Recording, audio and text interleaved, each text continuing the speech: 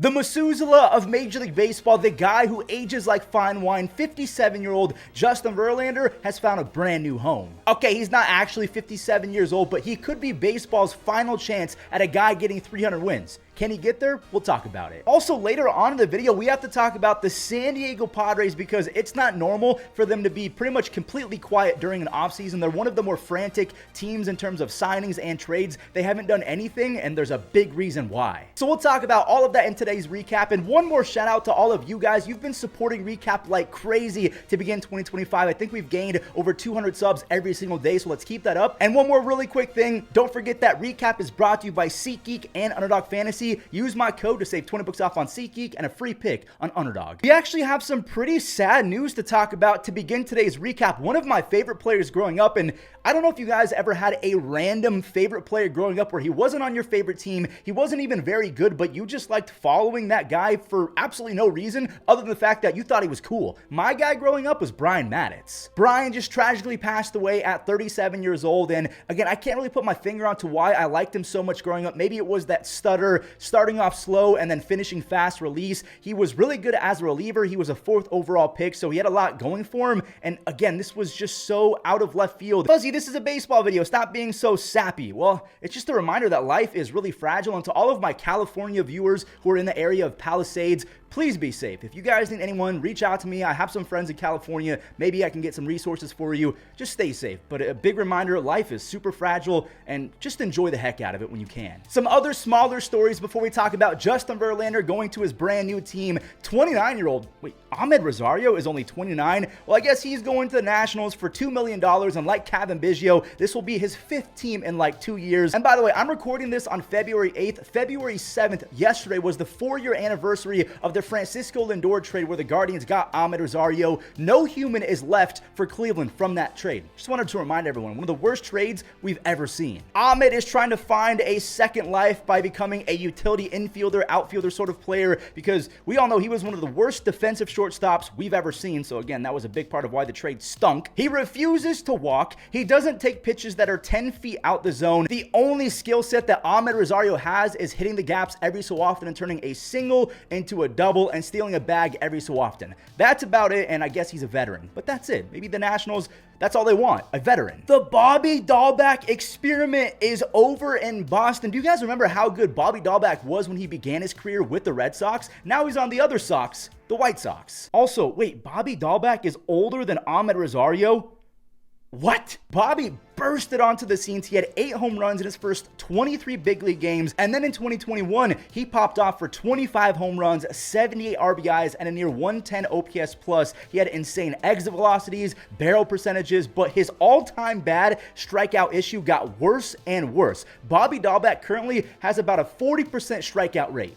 40%, that's all-time bad. You can get away with that if you're a prime Joey Gallo where you're taking walks and hitting 40 home runs and playing really good defense, or a Jose Siri who's still hitting home runs while playing platinum defense. You can get away with that, but Bobby Dalbec, he wasn't taking walks and he sucks at defense. The White Sox will take a flyer on that power potential, but the Red Sox, there's just no room at the inn. He's got to go. One more note about the White Sox, they are picking up 33-year-old Martín Pérez, who only has a job in baseball, and this might sound disrespectful, because he can stay healthy. That's about it. He can throw innings. He's had one decent season back in 2022, his lone all-star season. He put up a 2.9 ERA. According to Fangraphs, he instantly slots in as the White Sox ace, and I will say, I'll just be honest with you. He was a little bit better after he was traded to the Padres after stinking up with the Pirates. He was the worst pitcher in baseball with the Pirates to begin last year. Goes to the Pirates, maybe winning baseball fixed him a little bit. He's not going to be playing winning baseball in Chicago, so maybe he's going to be a deadline guy where he gets shipped off to a contender and the White Sox get something in return. So the White Sox are taking flyers on Bobby Dalbec, Martín Pérez, Mike Tauchman, Josh Rojas, and Austin Slater. Again, just a bunch of flyers, but at least they're making moves.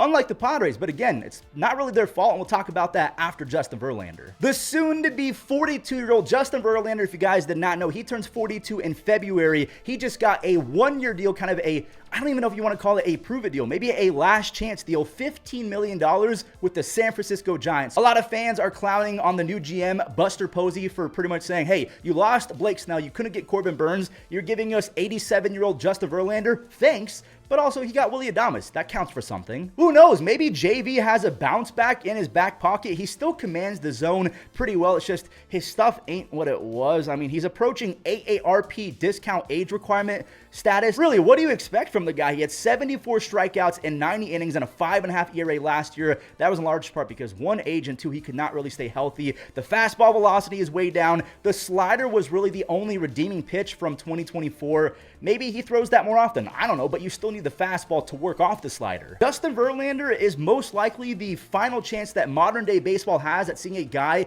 get to 300 Ws. The last guy that we saw was Randy Johnson back in 2009 with the Giants. Verlander is sitting at 262 wins. The next best is Scherzer. He's 39 years old and has 216 wins. That's not going to happen. Kershaw has 212, but he's turning 36, and I don't really know if they're going to get a lot of chances considering the bullpen has had a complete surgence over the last decade. The managers across baseball, they want a guy in the 5th or 6th inning if the starter isn't doing that well. And that didn't really happen when Verlander was starting his career. I personally think that Spencer Strider has the best chance, or at least he did have the best chance, but we're going on a little tangent. Let me know in the comments, who do you think has the best chance at 300 wins? Because if it's not Verlander, it might not be anyone. But hey, you know what? JV won a Cy Young at 39 years old. Who's to say that type of player can't unleash a few pellets at 42 years old? And also, Verlander, if he doesn't get 38 wins this year, which is not going to happen, maybe he comes back for 2026 so he can complete the journey of being on every single team in baseball with orange in their logo. We have the Tigers, the Mets, the Astros, the Giants. I think all that's left is the Orioles. Maybe he plays for the Orioles in 2026. Because we just brought up the Astros real quick, they're going to be A-okay without JV because he was a shell of himself last year, and down the stretch, the Astros were one of the better teams in baseball. They still have Framber Valdez, a mini JV, and Hunter Brown. Ronel Blanco, he broke out, and Lance McCullers, he's really good as well. He's hopefully coming back. They're going to be fine. And now let's talk about the straight up sad situation coming out of the Padres camp, and this is involving their former owner who recently passed away, Peter Seidler, and his wife disputing with Peter's brothers about who should be the control person going forward of the Padres. Let me break it down, but I will just throw it out there. I'm not a full expert on the situation, so if I get anything wrong, please let me know in the comments. The entire offseason, it seems like the Padres have been mysteriously on the sidelines, not making any moves. They've been very quiet, and that's crazy because I called their GM, AJ Preller, the madman. He makes frantic moves left and right, trades, signings. He doesn't care. He just wants to be active, and the Padres have been the exact opposite to begin this 2024-2025 offseason,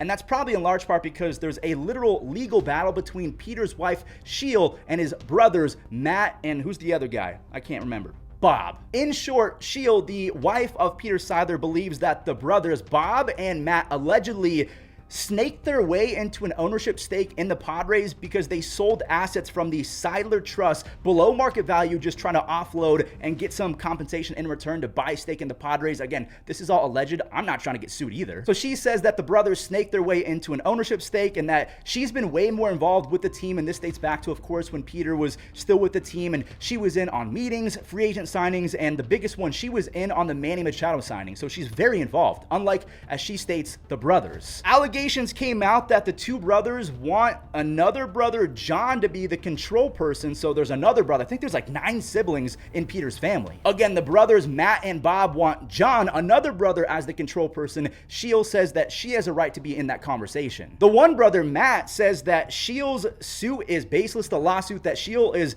putting forward right now, and he said that she signed a statement that prohibited her from involvement in who gets to be the control person or not. Which, by the way, that's a hot topic because the statement that Sheil signed that apparently prohibited her from being in these conversations, I guess every spouse in baseball has to sign this, so some people are saying it's not really a big deal that she signed that. But then a leaked email came out, again, this is alleged, from Matt, one of the brothers, saying some very explicit and just borderline, I can't say it on YouTube, but it's as personal as it gets towards Sheil, the wife of Peter. So that came out against one of the brothers, and then that was followed up by a written document allegedly from Peter himself naming Sheil as the #1 control person. But then the brother said that Sheil said that John The other brother would be the best control person. I guess she said that recently, allegedly, hence why he was named the control person in December. But Sheil is basically bringing up this lawsuit because she believes that the brothers have bad intentions, and that rumor has it, again, this is alleged, that the brothers want to either sell the team or relocate,